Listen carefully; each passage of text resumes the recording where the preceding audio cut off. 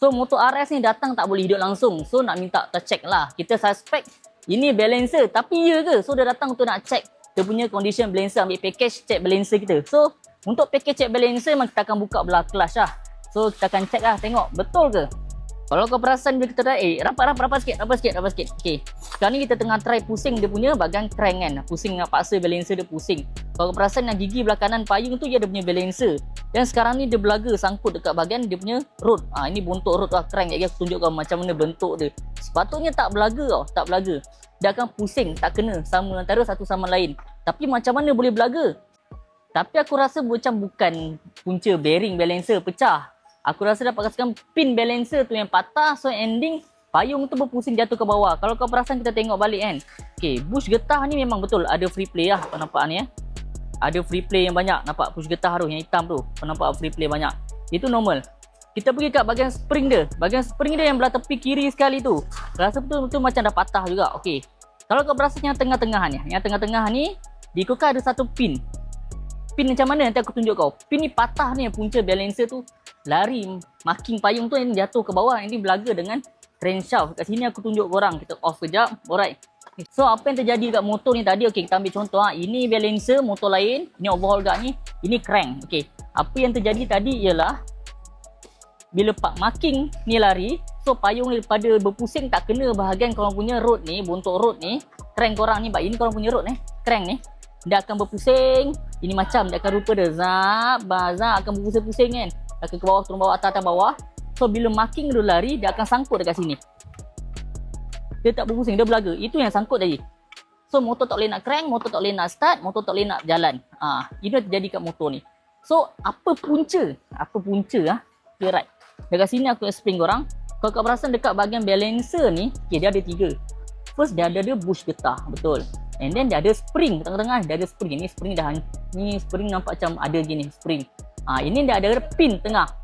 Pin ni aku kata patah, aku tak nampak lagi dalam ni.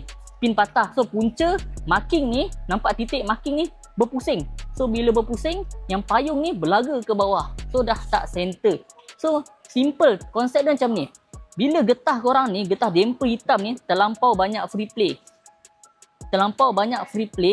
So dia berpusing. So ending pin ni daripada duduk tengah, dia akan kena belaga dengan dinding kau punya balancer tepi ni. So asyik belaga lama-lama pin tengah tu patah.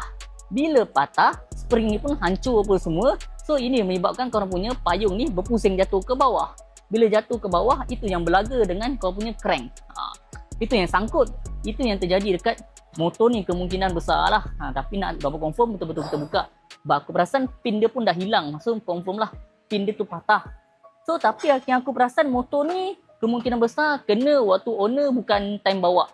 Kalau kena time bawa, aku akan nampak kesan belaga lah, kesamakan dekat dia punya bahagian dia punya crank tu. Tapi nampak macam tak nampak. Kemungkinan besar dia kena waktu motor mati, dia nak start tiba tak boleh, tak tahulah macam mana kan. Tapi aku tak perasakan macam tu lah.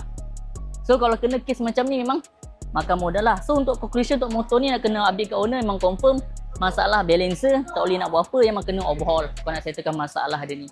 So untuk korang macam motor ni datang semata-mata nak check, buat package check balancer, nak dapat confirm betul ke motor ni tak boleh hidup disebabkan masalah balancer. So kita check apa semua memang confirm lah.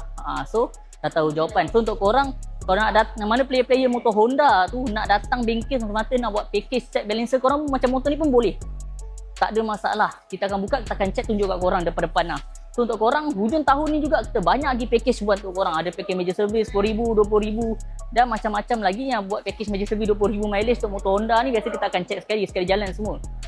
Untuk motor Y apa semua. Untuk CVT scooter, service CVT, package tukar U-clip roller bearing semua ada untuk hujung tahun ni. So boleh PM kita. Tapi tahun ni last kita buat package ni semua.